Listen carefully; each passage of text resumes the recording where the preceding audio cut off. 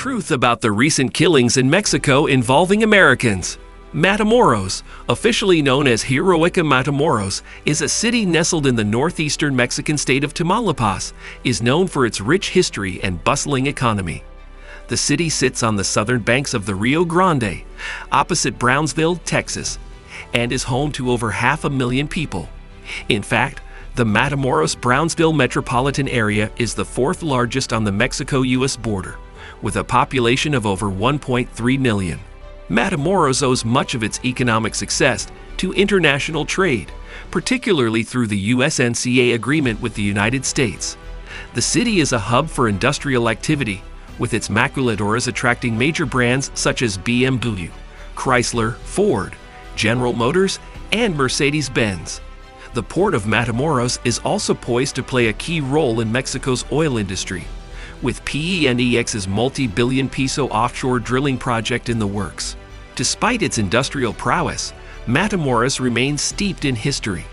The city has played a crucial role in many of Mexico's defining moments, including the Mexican War of Independence, the Mexican Revolution, and the French Intervention. Matamoros is also the birthplace of the Mexican national anthem, which was first played in public at the Teatro de la Reforma. The city enjoys a semi-arid climate, with mild winters and hot, humid summers. Each year, Matamoros and its neighbor Brownsville, Texas, come together to celebrate their shared heritage during the Charro Days and Sombrero Festival in February. However, despite its rich history and vibrant economy, Matamoros has also been a hotspot for violence and drug trafficking. The city has been plagued by drug-related violence for years, with local cartels vying for control of lucrative smuggling routes into the United States. In recent years, the violence has escalated, with kidnappings and shootouts becoming a regular occurrence. On March 3, 2023, 4 American citizens had embarked on a journey to Matamoros, Mexico, in pursuit of cosmetic surgery. Despite their hopes for a smooth and uneventful journey, their trip took a horrifying turn as soon as they crossed the border. Unidentified gunmen suddenly appeared and began firing on the passengers in their white minivan, shattering the peaceful atmosphere with a barrage of bullets. The passengers, who were later identified as Latavia Taimechi and 2 friends, Zindel Brown and Eric James Williams, were caught off guard, and their initial shock quickly turned into fear and panic as they realized the gravity of the situation. The attackers wasted no time in kidnapping the 4 Americans, forcibly removing them from the minivan and speeding away from the scene. According to Irving Barrios, the Attorney General of Tamaulipas, it would seem that the American individuals in question were not deliberately singled out, and instead, it appears that this unfortunate incident arose from a misinterpretation of circumstances. This means that the kidnappers did not have a specific reason or grudge against these particular individuals. Instead, Mexican investigators believe that the kidnappers may have wrongly believed the Americans were rival human traffickers. This suggests that the kidnappers may have been involved in illegal activities themselves, and may have seen the Americans as competition or a threat to their own operations.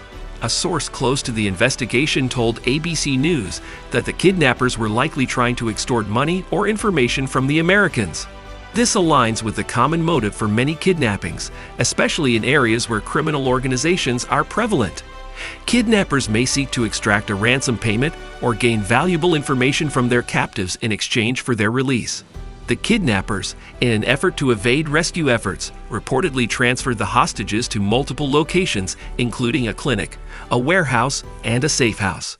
In a statement, the governor of Tamaulipas, Americo Villarreal, confirms that the kidnappers were trying to create confusion and avoid rescue efforts.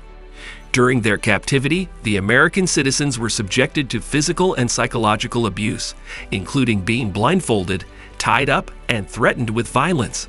They were held captive for several days before being rescued by Mexican authorities in a coordinated operation.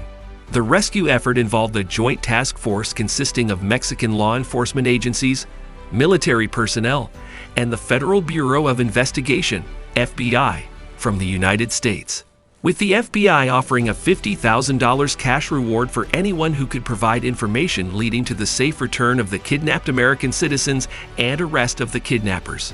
While efforts were made, tragic events unfolded among the group of 4 innocent Americans who were cruelly kidnapped and held hostage in Mexico. Despite the valiant efforts of authorities, only half of the group were able to make it out alive. One of the individuals, a mother of 5 named Michi, traveled from South Carolina for the procedure. According to her family, she was not injured during the incident. Another individual, Eric Williams, survived the incident but was shot multiple times and underwent surgery in a Texas hospital. His wife, Michelle Williams, reported that the FBI had informed her of his injuries. Unfortunately, 2 individuals, Brown and Woodard, were killed during the incident. Brown had reportedly traveled to Mexico to support his friend Michi for her surgery, according to his sister. Woodard was Michi's cousin. The bodies of Brown and Woodard were repatriated to the U.S. on March 9. According to a source privy to the investigation, the deceased American duo were discovered with blankets or sheets artfully draped over their lifeless forms. Even more intriguing, one of the dead was wearing a surgical robe when he was found, the source said. A 5th person who was traveling with the group, Cheryl Orange, did not cross the border into Mexico and remained in Brownsville due to not having her ID with her. She contacted the police on the 4th of March after not being able to get in touch with the rest of the group. Eric James Williams and Latavia Tay McGee, the brave survivors of the ordeal, undoubtedly endured unimaginable physical and emotional suffering. Williams, bearing the scars of a gunshot wound to his leg, and McGee, thankfully escaping with no major injuries, will forever bear the memories of their harrowing experience. The details of their rescue are equally compelling, with Mexican authorities confirming the 2 survivors and one of the deceased were found inside a rustic wooden house in the Laguna area, just outside of Matamoros, after an intense search effort. The second deceased individual was found outside the house, adding to the heart-wrenching nature of the story. In a shocking and tragic turn of events, 5 alleged members of a Mexican cartel were charged with aggravated kidnapping and murder in connection to the kidnapping of 4 American citizens. The Gulf Cartel, the dominant organized crime group in that region, allegedly claimed responsibility for the kidnapping. The suspects were found tied up near a pickup truck with a handwritten note claiming responsibility for the kidnapping. However, the authenticity of the note has not been independently verified. A 24-year-old suspect who was arrested in connection to the incident was formally indicted on an aggravated kidnapping charge. He was allegedly acting as a lookout when authorities finally located the 4 missing Americans. The Attorney General's Office of Tamaulipas also announced a homicide charge in the killing of a bystander named Pablo. The FBI is working with federal and international partners to determine the facts of what happened and to hold those responsible for this violent attack accountable for their crimes. The National Security Council spokesperson stated that attacks on U.S. citizens are unacceptable, no matter where or under what circumstances they occur, and they will work closely with the Mexican government to ensure justice is done in this case.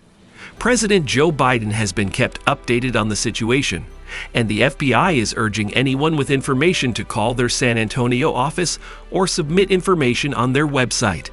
Let's honor the memories of those who lost their lives in this tragedy by standing together against senseless violence, spreading awareness, and working towards a safer future for all. Thank you for tuning in and being a part of this important conversation. Remember to stay informed, stay empathetic, and stay vigilant. See you in the next one.